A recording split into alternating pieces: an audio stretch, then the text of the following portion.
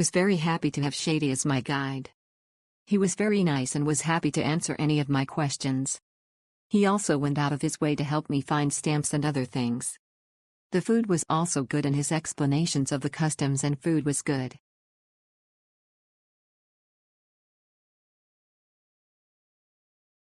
Discover the vibrant flavors of Manama on a guided food experience walking tour. Begin by tasting falafel and visit Haji's Cafe, the oldest in Manama, to immerse yourself in local traditions. Continue with a stroll through the spice market, sampling Bahraini sweets and Showaiter, and enjoy Arabic dishes at Aloo Basheer before finishing with Indian sweets. The tour introduces you to the history of Bahraini cuisine as you walk between stops. Haji's Cafe, established in 1950, offers an authentic glimpse into Manama's culinary heritage.